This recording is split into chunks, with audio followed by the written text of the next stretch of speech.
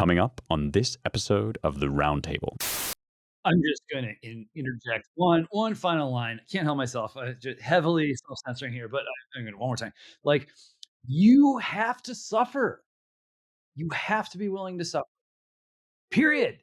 Because, like, when there's like all people sort of freaking out about the Antichrist and everything. I mean, there are all kinds of things that get said that sort of make you raise your eyebrows. But the basic insight is quite simple, which is if someone comes to you and they say, how would you like everything that you want? How are you going to respond to that temptation? Are you going to respond like, oh, this sounds great. Like, just shut up and take my money. Or are you going to exercise the spiritual discipline that it takes to check yourself before you wreck yourself?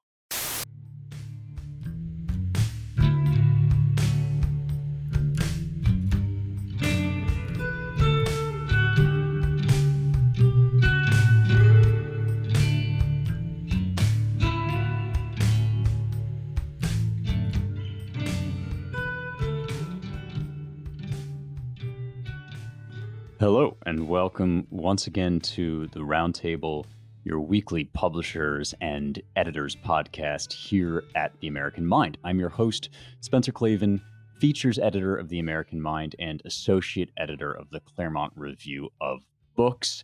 Well, it was nice while it lasted. We had the whole gang together for a brief, fleeting, golden moment that we will all cherish and look back on. But as Heraclitus reminds us, nothing remains the same. All is in flux, and we are back to a three-person pod now. I'm joined by editor James Poulos and managing editor Seth Barron. But through the eternal cosmic flow, we soldier on.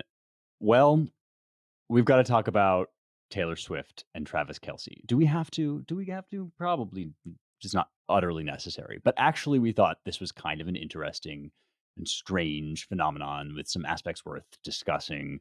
So, for those of our listeners that are not close watchers of the American celebrity scene, Taylor Swift, famous music icon, massive megastar, pop hit sensation, is dating Travis Kelce, tight end for the Kansas City Chiefs, supremely skillful football player, winner of several Super Bowls. And the whole thing has caused the typical sort of media sensation or celebrity buzz that you expect from a superstar it couple. Suddenly, though, everybody is talking about them in this, to me, rather mystifying way. The New York Times has reported that Joe Biden and his team are discussing in some detail how to get Taylor's endorsement. She did endorse him back in 2020. She's generally endorsed lefty candidates and propositions, although there have been conspiracy theories. Among the various theories that abound about Taylor Swift is that she's secretly MAGA, but expressly at least, she's Dem, and Biden wants her endorsement. So there's been this, I guess, counter signaling going on, this narrative or theory that the whole thing is a psyop.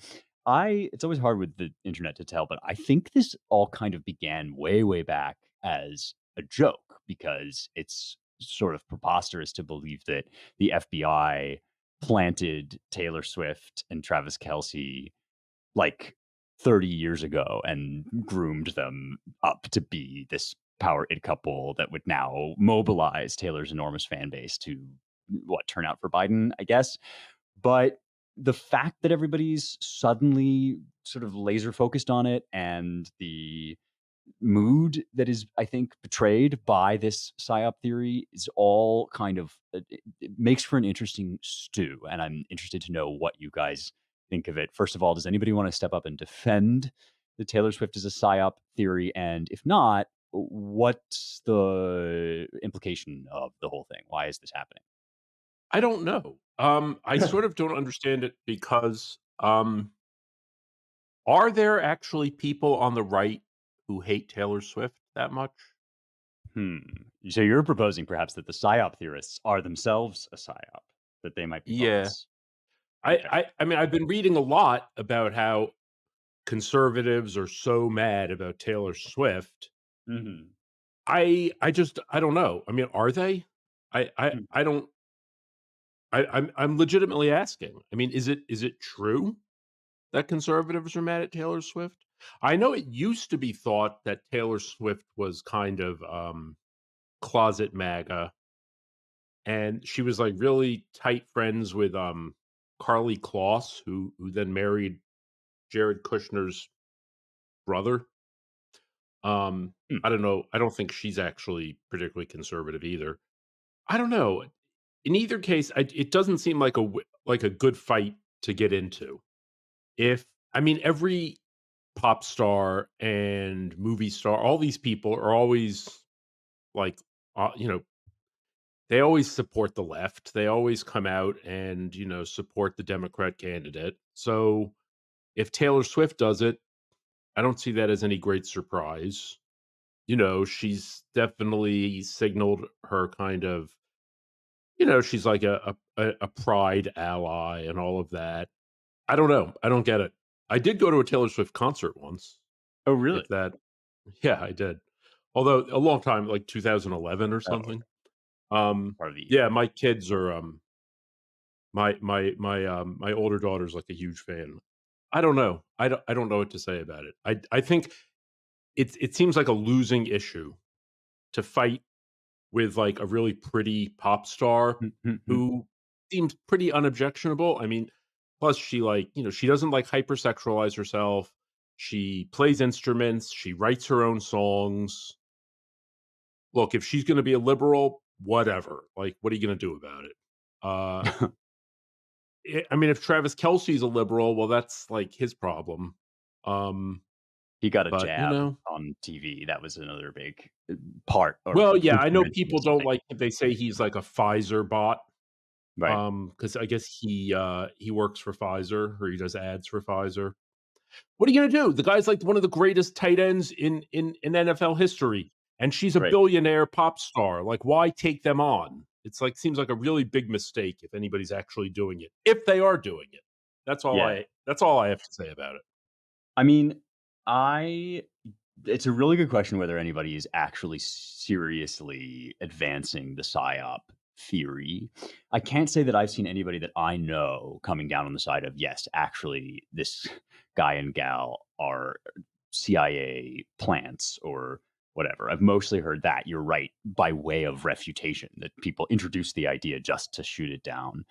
I do think whether or not there's anybody out there, you know, pinning the string on the felt board about Taylor and Travis, that there's nevertheless what I do see among people online that I kind of know is a generalized hostility toward or anger about this couple and their image and the fact that, as you say, all people in this milieu, with very limited exceptions, are basically dyed in the wool, garden variety Democrats, which is what Taylor has always basically been.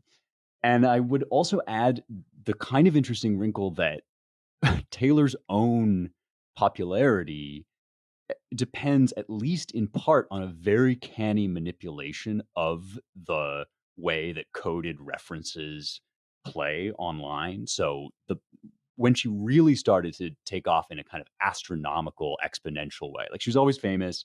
She had these big hits. She kind of had this development as a pop star. But I think that the moment she really kind of had liftoff is when people started combing through her lyrics for not just little dropped hints and subtweets about people she's been dating, but like doing basically numerology on her tweets and her album dates and all of that. Because she would always do What? this. Like she would tease, and surprise and whatever. I mean, seriously, it's like people are probably on the verge of haruspicy with her because she sort of flirts with this on purpose, and it's very clever the way that she does it, and it speaks to the sense that we've talked about before a million times, that like all is not as it seems. whether or not you believe actual conspiracy theories, the impulse to come up with an explanation for what's going on behind the scenes is just really, really strong everywhere among all people, because Yeah.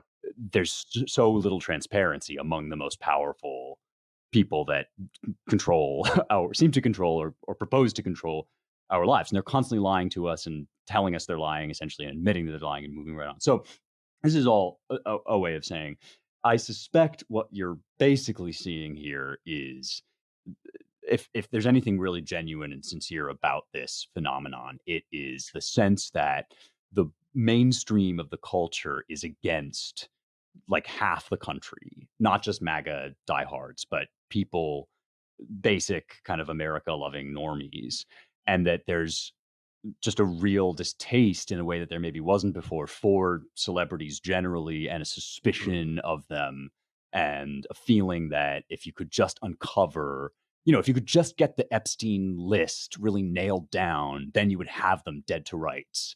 And I think that Mm. impulse, while sort of misguided, is also totally understandable, and it's not about nothing. Interesting. Yeah, I think there's plenty of that going on.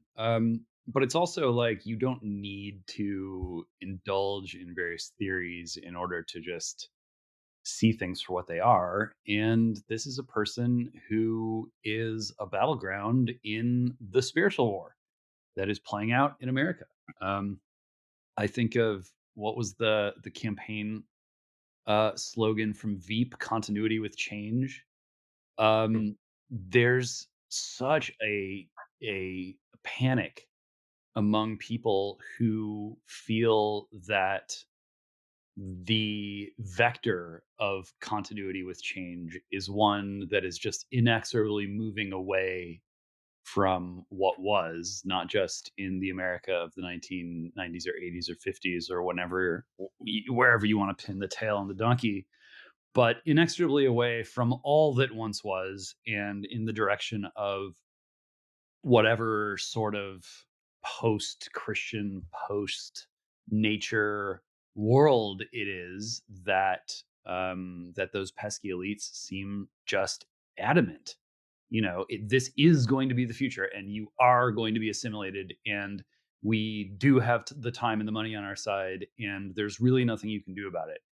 And to see a figure like Taylor Swift, who is, formerly, I think, arguably like an Americana artist, more or less, still a sort of all American figure, especially now with this new, I guess it's a quote unquote relationship, and we'll see how that pans out.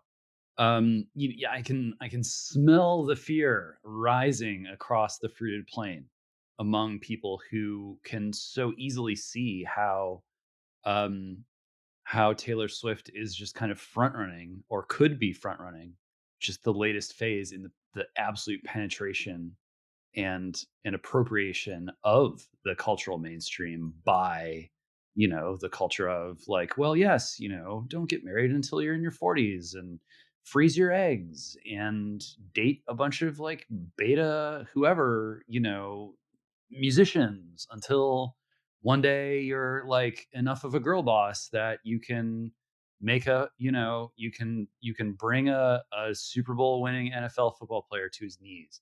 Like the narratives are so clear and they write themselves, and I don't know Taylor Swift's heart, and I don't know anyone's heart really, so who's to say where it's all going? But the pattern is so easily readily recognizable across the culture, regardless of which rabbit holes you care to go down on the internet. I think it was Marshall McLuhan who said that information overload leads to pattern recognition, and when people feel themselves to be at sea in this way, they begin interpreting events in a way that they can bring some shape to themselves. And it would be very plausible if all of these sort of scary stories told about Taylor Swift being, activated, not just to win an election, but to just continue to relentlessly terraform the culture and to penetrate every cultural institution that has any kind of traditional heritage to it, to penetrate that and make it over with, with the new culture, whatever name you want to hang around it. So, that's a lot to attach to just one pop star. But this is the world that we live in, and there are just so few towering mainstream solo artists. There used to be lots of them in the 80s. You just go back and look at like the hits of the 1980s. Shocking number of solo artists. Mm. So she, in that sense, is this kind of legacy act. And there is that feeling of heritage America around that fact, that she doesn't have to be Doja Cat in order to fill stadiums, fill movie theaters, fill the internet. Normal Americans don't want to see that taken away from them too, and I think that's what they're afraid of. Whether or not their fears are justified, we'll soon see. But again, unfortunately, simply logging on with your takes about Taylor Swift is not going to have an impact on what actually unfolds. I don't think. Maybe you can rally the troops around your hot take, but words fail at a certain point, and I think it's long past time that, however much of their opinions people want to share, go for it, knock yourself out, but don't forget to actually take action in your real life that will lead toward the kind of way of life that you want to defend and protect and extend. Damn. Just one last thing on this. It's Yeah. like I've seen people saying, this is just this has to be designed because how else could the biggest pop star and like the best tight end be dating each other? But like, well, who else are they going to date? I mean, like Tom Brady dated the top supermodel. Like, was that an op? Like Joe DiMaggio was like the greatest baseball player, and he married Marilyn Monroe. I mean, that's who gets together. I mean, Right. it doesn't seem that weird. I mean, Taylor Swift dated what, like John Mayer? Did she date Harry Styles at one point? I mean, there's a way in which all of those celeb romances kind of are ops in that they're probably very carefully monitored by her publicity team and or curated in this way that blurs the line between her artistic productions and her actual life. But that part is just being a celebrity. Like that's sort of how Right. this whole thing has worked, at least since the paparazzi, and probably for much longer than that. I mean, there's an interesting way in which, on one level, a lot of this is just tale as old as time. Dazzling starlet dates high school quarterback, and the like guy running for class president really wants their vote, and that's happening. I mean, that has always happened at a major level, and people have always had a stake in things like who their favorite ingenue dates. That all is like totally normal. But then the stuff that James is talking about has, I think, turbocharged the stakes in this really interesting Mm. way, where now she's not just representing, like, she's not just America's sweetheart. She's either America's sweetheart or the regime's sweetheart. And the fact that she is, like, in fact, the sweetheart of a football player who also takes the jab on TV is playing into this giant, larger Götterdämmerung over who is gonna, like, what kind of vision of the world, vision of America is gonna be front and center and accepted as legitimate and normalized and so on and so forth. Which, you're right, James, like, this is a lot to take out of a whole Taylor Swift phenomenon, but also it's the only part that kind of psychologically explains, I think, how much people are, obsessing over this. As for why it's happening now, I mean, that part could be sort of like media generated, I guess, but there's also just an egregoric quality to the internet where sometimes the mass consciousness like turns its attention in this very sort of Jungian way to Mm. a particular issue, and we get obsessed over it. I'm just disappointed that we're not going to fix it with takes. I thought that was for sure this time we were going to find the one take to fix it all. Well, okay.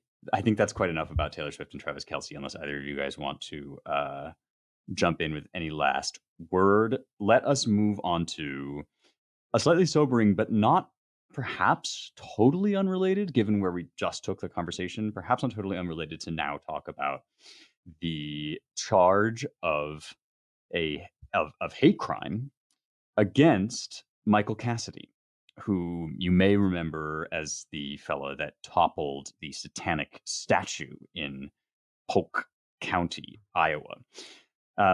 Polk County prosecutors have now charged him with third-degree criminal mischief, alleging that the act was committed, quote, in violation of individual rights. And here's Lynn Hicks from the attorney's office. She says, evidence shows the defendant made statements to law enforcement and the public indicating he destroyed the property because of the victim's religion.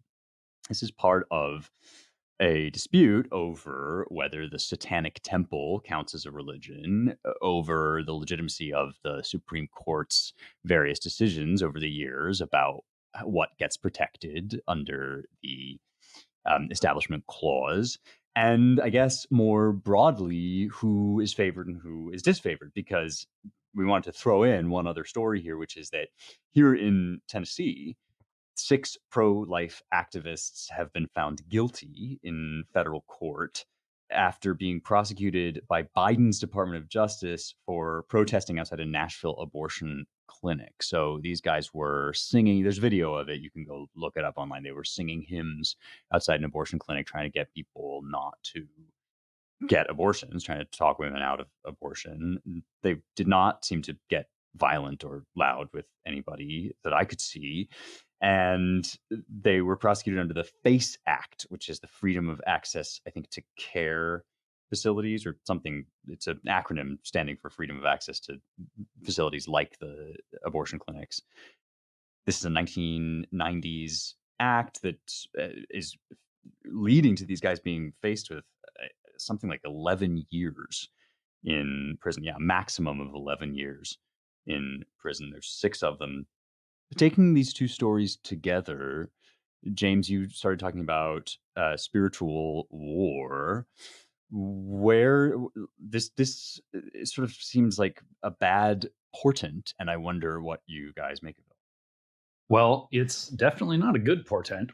Mhm. On the other hand, you go back and read the lives of saints, and what you discover is numerous human beings, not all of them, but numerous.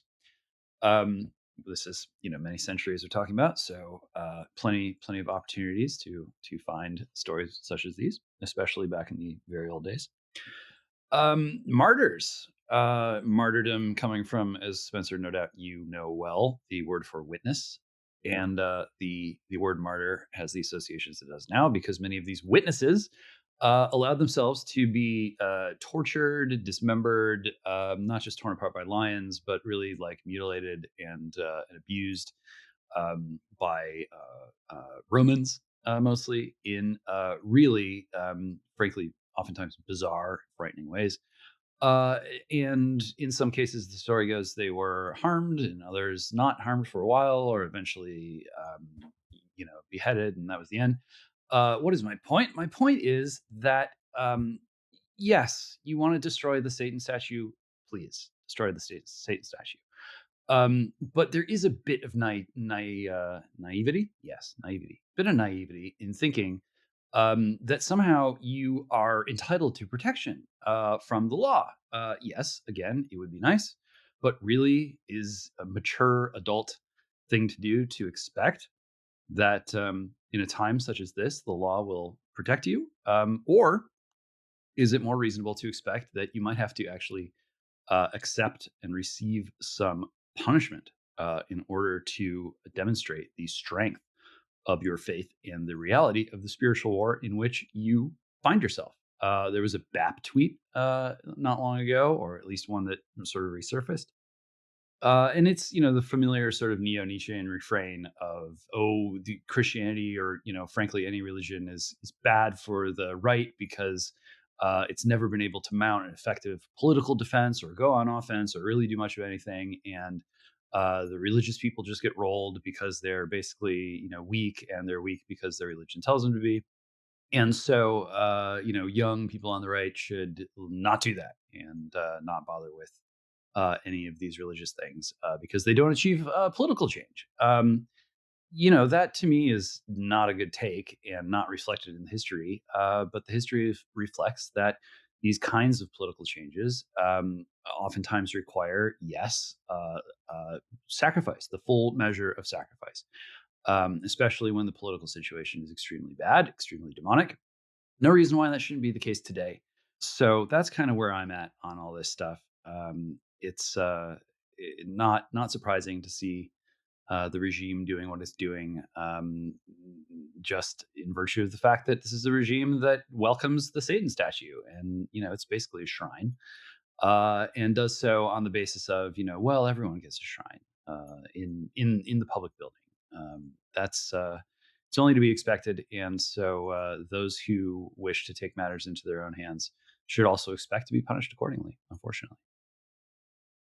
Yeah, I mean, here's the thing: civil disobedience is not protected by the First Amendment. Okay, so the whole point of it is that you're breaking an unjust law in order to draw attention to the essential injustice. But the point is, you have to be willing to face arrest and face the consequences of breaking the law. Martin Luther King was a big proponent of civil disobedience, and he spent time in jail. I mean, not huge amounts of time, but I think over the course of his life, it amounted to a bunch of time. I assume these people, I mean, it sounds like they're really going after them. I'm looking at Ms. Magazine, which is like, all in favor of locking these people up forever. But I gather the DOJ is really going hard after people for breaking the FACE Act, not just in Tennessee, but all over the place. And I think there might even be some kind of like RICO aspect to it, where they're going to go after them for like conspiring to violate civil rights. I mean, they're looking for like major time here. I mean, it seems, I guess the problem is that there's a certain disproportionality here. I mean, I think just today, Christopher Wray, the FBI director, was before Congress, and Ro Khanna, the left wing congressman, was saying like, "I'm really concerned that you're investigating peaceful protesters, you know, regarding anti-Israel protests. Can you promise that the FBI will not surveil or get involved in monitoring peaceful protests? And I guess the people who commit them." Well, here's the thing: in New York, there's been a whole lot of these peaceful protests, and what they are is people marching, wildcat marches where you march down the street, you take over a street or a building, or you try to block the road to the airport and launch balloons to try to interfere with aircraft going up. All of this sort of thing. You stand outside of a, I mean, actually, they went and stood outside of a children's cancer hospital and were screaming at them because supposedly, I guess they received money from somebody who supports Israel. And there's a big thing in New York that, like, well, if the police, why are the police getting involved in stopping these peaceful protests? The thing is, these protests are only peaceful insofar as they're allowed to do whatever they want. The minute the police move Hmm. in to break them up, they turn violent. The people start to fight back, resist arrest, and so forth. I mean, if you look at the pictures of the clinic arrests, they don't. The people just kind of, what do you call it? Like nonviolent, Right. non-cooperation. They just go limp and have to get dragged away. Right. But you're not going to see any federal investigations of people blocking the highway to JFK Airport, even though I think you could make a pretty good argument that that's a violation of federal law. And it's obviously there's conspiracies to do it. They make plans. There's groups, interstate groups planning to do this. So, it's really a question of proportionality and, who gets arrested and who doesn't. And I guess James is right. I mean, we're in a state of repression. It is kind of like a cold religious war. Some people are going to get prosecuted and others aren't. And I guess, that's sort of, be forewarned, like Yeah. that the rules don't work the same for both sides. Well, right. I think this is really important that the whole theory of civil disobedience in every classic case, however you feel about the individual issues on the table, but Martin Luther King, Gandhi, the sit-ins, all of these, iconic moments that we remember, the thesis behind them was exactly you were doing something against the law because that was your only way of revealing from within the system that the system itself was unjust, and you had to by getting arrested. Like, it's not as if you courted arrest exactly, but the point was that if the state followed through on its stated policy, then people would see that it was unjust, what they were, that the policy itself was wrong, and this would inspire them to act in a way that they had maybe otherwise been kind of apathetic or lethargic about. And now, Seth, you're exactly right. I think everybody has, it's because the yesterday's civil rights defiers are today's, heroes and icons. Everybody forgets that they're not part of, they at the time were not part of the embedded regime structure by definition. And so now we think of civil disobedience as something you do and everybody sees how righteous you are, and then the police just don't arrest you. But that's just called lawlessness. Like, that's just Yeah. called, so right. So these guys have this Or expectation. or the arrest is a charade. You're Exactly. arrested and released immediately, and there's no follow-up. Right. And I that's mean, why if you remember, talk yeah. you talk the left believes they believe that civil disobedience is First Amendment Yes. behavior. Yes. I mean, They totally don't understand what they're doing. you're making me think of the time when AOC put her hands behind her back and pretended to be handcuffed, and then there was just like this total facade. So yeah, right. So that's what the left seems to think. Meanwhile, civil disobedience, in turn, in its true form, is an expressly Christian idea that is rooted, as James is indicating, in the concept of the martyr, and before the martyr, the concept of the prophet. And this guy, Michael Cassidy, what he did takes as its model precisely all those scenes in the Bible where people, burn the groves and they toss over the statues and they remove the high places. And, Israel has fallen into some form of apostasy and idolatry. And then you get a prophet or a revolutionary that tears it all down. And sometimes that reform comes from the civil authority or the regime. The civil authority is kind of an anachronistic idea, but it comes from the regime. Like, sometimes it's the king himself who's having a revival, staging kind of a return. And then, you don't have persecution. But sometimes the regime is the one erecting the idols. Like, I'm thinking of King Ahab and Elijah, which is the whole Jezebel situation. And then again, in turn, the whole point is that what the king does brings judgment upon himself. And by rebelling, you're putting yourself in harm's way. You're exposing yourself to this legal and probably, violent retribution.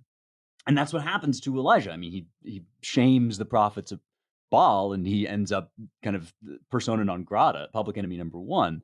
So it's really what Michael Cassidy did, to bring all of this back to him, is subject our regime to that sort of test. It's like it by bringing it up with conflict, you reveal what the actual convictions of the regime are, and it turns out that, yeah, like, under the banner of ostensible neutrality, which is sort of a joke, our authorities defend Satanism, which again is ostensibly a principle of neutral enlightenment, but manifestly hostile to religion, so on and so forth.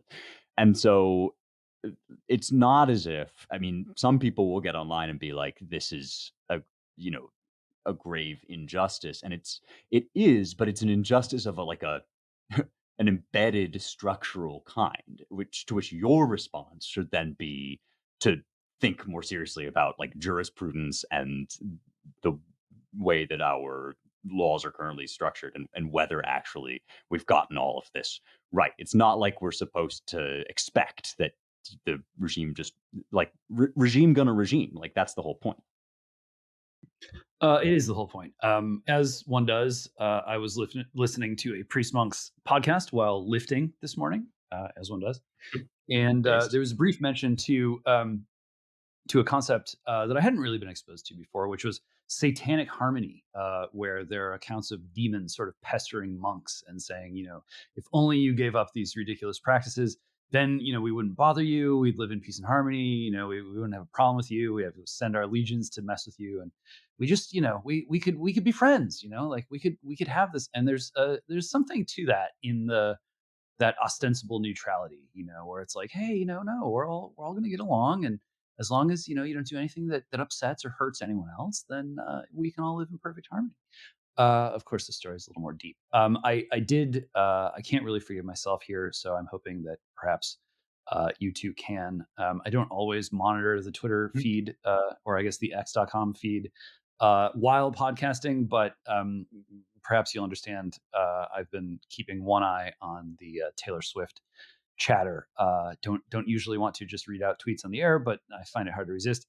Michael Tracy, okay, maybe it really is a psyop, quote tweeting Liz Cheney, who says 5 hours ago, as of taping, Taylor Swift is a national treasure. Make of that what you will. Mm-hmm.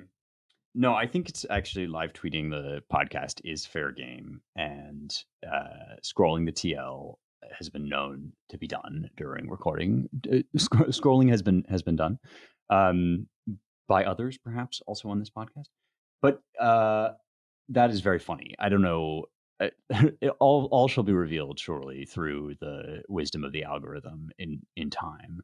But the satanic thing is really, I think, an important and sort of deep seated point that you're making, James, that just going along to get along is in some sense what conservatives or the right or whatever are used to, in the sense that still I think most people, despite the searing critiques that you will hear on the right of the American regime and so forth, imagine that within the system their beliefs will win out. And so we're not really used to thinking in terms of civil disobedience and acts of protest and stuff, except actually within the context of the abortion movement, which has always kind of had this streak. So it's interesting that that is where Biden seems to be drilling down, or the Biden administration seems to be drilling down, because that's sort of where the right has had the success that the civil rights movement had, is in that domain, and precisely through these sort of prophetic acts of demonstration, like look at this dismembered baby, or look at these horrors and reconsider. And not always, I mean, peacefully, yes, but not always legally, which is kind of the point of the whole distinction we're talking. I was kind of thinking this thing about the Satanism, and like, what would your average, kind of moderate or liberal say about Satan and beheading the Satan statue? And I guess they would be like, kind of, I mean, if you think about what is it that Satanism preaches, it's sort of just like tolerance, right? I mean, aren't they Well, kind this of is Oh, this like is they're such a just rich, all so about like, Seth, it's such a rich vein you're tapping. Go on, yes. well, I'm just thinking, I mean, the worst thing in America today is to be intolerant, Right, or exactly. to suggest that, certain things are preferable, certain modes of life or behavior are preferable or better. And the main thing in society is just like love is love, like, and, tolerance is the highest virtue. And so, again, I always come back to this idea that Satanism as both like a metaphor and the real thing. Like, I love it. I think I've talked about this before, and I Right. hate to get too arcane, but like in the movie Rosemary's Baby, like the whole thing is like there's this apartment building, and it turns out that they're all like worshiping Satan. And what I love Mhm. about that is the idea that, well, is the is the apartment building a metaphor for Satanism, or is Satanism a metaphor for the apartment building? Like Yep. it's both in the same thing. Like, yes, it's funny because they're all like all these old people worshiping Satan, but then in a weird way, just the functioning of society is the worship of Satan, and how people interact in an apartment building on some level is like satanic, just because it's like that's the nature of the world. Um, so I mean, that's kind of what the Bible says, right? Like the Christian Bible, that like, Yeah. I mean, Satan is the master of the world. No? Oh, yeah. Oh, yeah. Oh, yeah. Okay. Um, so when Dobbs came down, I think it was when the decision was made official, not when it was leaked, but I might be misremembering that. Somewhere on Reddit, I stumbled across this thread within the r/Satanism, you know, whatever subreddit, in which the Satanists were very upset, obviously, about Dobbs, and they had some sort of hater being like, if you're on the side of Satan, maybe you're on the wrong side. And the Satanist guy was like, no, no, no, you have to understand the Church of Satan isn't actually about worshiping Satan. It's just about basic rights like bodily autonomy. And I thought, oh ho ho, like, do I have news for you? But also, how perfect. Like that's kind of what you're talking about, Seth. That what is weirdly precise about the whole thing is that the Church of Satan worshipers actually don't think that they're worshiping Satan. They think that they're Right. worshiping the anti-church. It's just that because so they think that there's no God, so there's no Satan either. But in fact, it turns out like just by kind of placing themselves precisely on the side of all worldly values and no religious values, they end up doing Satanism. And Yeah, they yeah, are worshiping Satan because right. that's what Satanism is. Exactly. Like just the world without God. It's not like, oh, we're for evil, although many of the things they're for are evil. It's like we're just for sort of the rational, the purely rational mechanistic machinery of a godless world. And Mhm. that melts into the background of a neutral state because neutrality is, oh my gosh, it's so good. Anyway, I'm Come on, guys. It's not evil if everyone's okay with it. Yeah, yeah, yeah. yeah, exactly. That's right. I mean, in a sense, like, I don't know. I mean, maybe the state of Iowa is being more honest Yeah, in erecting like statues to Baho- Baphomet or whoever. right. Maybe he should be on the dollar bill. I Right. mean, isn't that? I mean, if you're going to be like really honest about it, Well, that's the whole Girard thing, right? Is that the point of all the idols and the Bible constantly harping on idols is that the kings and the gods of all the other nations are already just idols. Like they look from within the system, they look like the power structures that dominate the world, but in fact, they're this sort of perverse and, or at least only half true, like way of viewing and proceeding that relies on child sacrifice and all of these other nasty things that only reveal themselves as nasty from the outside perspective that God alone can provide because everybody else is operating from within the world. Um, I that's Gerard, right? Basically. yeah, yeah, yeah, yeah.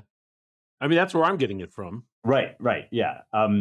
Well, okay. This is very this stuff is so eerie because it's like it's on the one hand, it I'm sure that any leftist or even just kind of run of the mill liberal listening in on us would be like, this is totally bonkers and bananas. They're talking about like Satan ruling the world. But on the other hand, it's actually perfectly mundane and it's a quite precise description. You're right, Seth. It's like really the hyper spiritualized language of Satan and the demons and stuff. It's like it's more true than the sort of quote unquote rationalist explanation about people who are just in favor of their like neutral enlightenment ideals. But the spiritual language is just a way of conveying the actual fact of what's already happening. Like it's not referring to some myth about the world. It just is the world. Anyway, Yes. yeah, yeah, yeah. Yes. Okay. We've gone into demon territory again. I feel like every now and then we're due for a demon episode. But this was a particularly juicy one. Anyway, we shall see what transpires with Michael Cassidy. I mean, certainly believe in the righteousness of his cause, but also think that probably the demonstration that he's making of the regime's corruption is like warranted precisely because they really do mean what they say. Like they are gonna carry through here.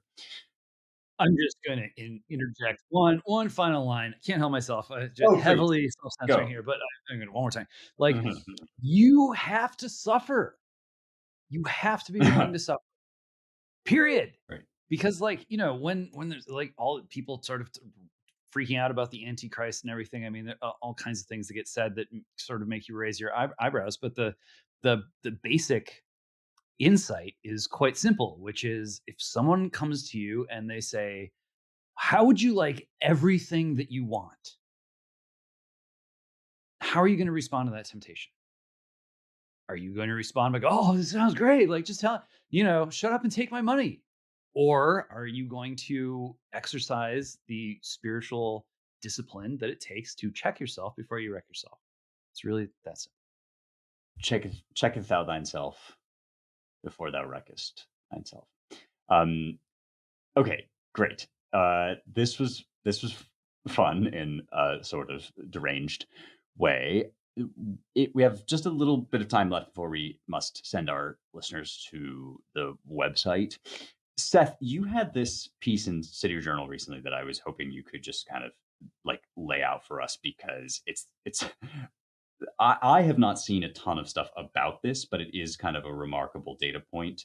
Correct me if I'm getting the facts here wrong or laying this out wrong, but this guy Yusuf Salam in New York, now a council member representing Harlem, got pulled over by the police because his windows were too tinted, and he is now representing this as like a kind of modern day lynching.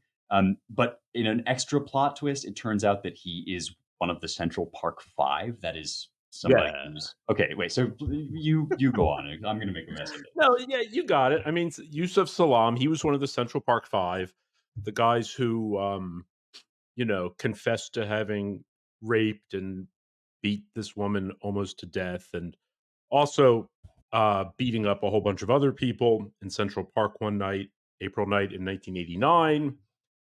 And they went to prison.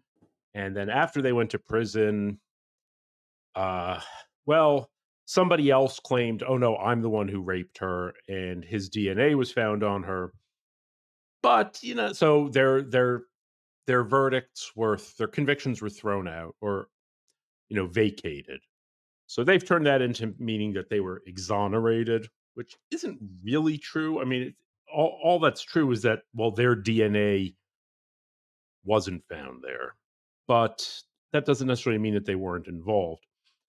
Anyway, yeah. So now he's then they got they each got $8 million from the city, and now he's a councilman. Yes, he was pulled over. His windows were heavily tinted, and he put out this statement, kind of indicating how it was very triggering and how vulnerable and frightened he felt. But then the NYPD released the footage, and the cop was for one thing, the cop was very like nice, and he just said like, "Okay, you need to roll down the window," so he could see who was in the back seat of the car, because there was a cop who was killed by being shot through a heavily tinted window. And New York does have pretty strict rules about having only light tint. Anyway, so this turned into a huge thing, and all of his allies in the city council and the city just went overboard talking about how dangerous life is for black men getting pulled over by cops and killed, and just how horrible it is. And it was also in the context of the city council voting yesterday or Tuesday to override a veto of a bill that Eric Adams, the mayor, had vetoed. And it's a bill that basically another one of these efforts to make life really difficult for the police, to essentially make policing just so cumbersome with like reporting the race and ethnicity and age and all the demographic data of virtually every single interaction that a cop would have with the public. So it just turned into this fulsome load of garbage, Mhm. more of the usual with like tremendous, a lot of special pleading and talking about how nobody, even like the white supporters, can understand the pain of black men and the dangers that their families face when being pulled over by police. I mean, I can't think of one case where anybody's family was put in danger because someone was pulled over for a traffic stop. I mean, essentially, they made it like if you pulling over a black man in a traffic stop is an unconstitutional violation of rights. Listen, I Right. don't even know if it's worth bringing up to our readers' attention, but it was just so over the top. Yeah. And it's clear where things are headed in New York. It's not in a good direction. They're doing everything. Also, they overrode a veto that they wanted to ban punitive segregation on Rikers, which they call torture, solitary confinement. But the thing is, like, you've got a lot of crazy people on Rikers, Mm. and you know, do you want to be locked up in a cell with them? Probably not. Um, anyway, so that's all it was. It was just more progressive, decrim, defund, you know, lies essentially. I mean, you know what gets me about this is so Cory Bush is going through this whole thing Right. now about, you know, misspent campaign money and misusing government funds and all of this stuff. And people may or may not remember, like, but Cory Bush is the squad member who went on camera and said, like, I'm gonna pay out the nose for private security and also defund the police really needs to happen. Yeah. And she, Yusuf guy, and this episode that you described, it just all strikes me that the highfalutin language of BLM and defund the police and whatever has all just translated into this incredibly sordid and mediocre aristocracy composed of like kooks and idiots. Like Bush is not she's a canny person, but she's a total ignoramus, and she seems to be hiring these guys that like think they're wizards. I mean, the whole thing is like just a crime ring, essentially. I don't know. I get a little bit of a kick out of it, sordid though it is. That after all the hemming and hawing, and once you like take the box home and unwrap and and like take off the shiny packaging, it's like, look, mom, it's basically just like an oligarchy, like or a Right. kingly court or something. That's sort of what it really Well, is. Corey Bush, she paid $60,000 to her boyfriend, whom she then married, Right. and said, "Oh, he's my security guard." And then, of course, Yeah. she puts out tweets saying, "How dare you attack a black woman and her black husband, Right. and call him a thug? And this is the kind of rhetoric that endangers black lives." I mean, this has just become, it's not even a race card anymore because it's just flaunted so frequently that you know what it is. Um, this is exactly the stuff that Yusuf Salam was saying. I mean, driving around was he's lived in New York for a couple of years now. He never re-registered his car. He was just driving around with Georgia plates. Probably for an insurance. The insurance is cheaper. Her, it's kind of gross, and it is this kind of aristocratic attitude, like, may a cat look at a king? Right. Like, how dare you? Yeah. Um, It's like an so offense that you've accused me of yes, it's les crying while majestes. It's like, how laughing. Yeah. dare you? How Right. dare Noblesse. you me? Totally. Well, okay. We'll link to the piece in the in the show notes. It's in City Journal and by our own Seth Barron. That was kind of amusing. And now the time has come to remind you all to read the damn site. We have a website. We don't just do a podcast. It's called AmericanMind.org. And every episode, we just like to pick up a couple pieces to endorse and recommend to you. I have a piece that is up today. So when you're listening to it, it probably will, when you're listening to this podcast, it'll probably still be on the front page of the site. It's called McConnell versus America. It's by our friend Jeremy Carl, who writes regularly for us on a number of subjects, but electoral politics and immigration are two of his real bread and butter issues. He combines them together in this piece just really sharply and with great incisiveness and clarity, basically arguing that for the first time in he opens by saying for the first time in maybe decades, the right has the left exactly where they want them on immigration. The whole country has now been made to see what a crisis is going on at the border. There have been some very effective moves by Governor Greg Abbott in Texas and Governor Ron DeSantis in Florida.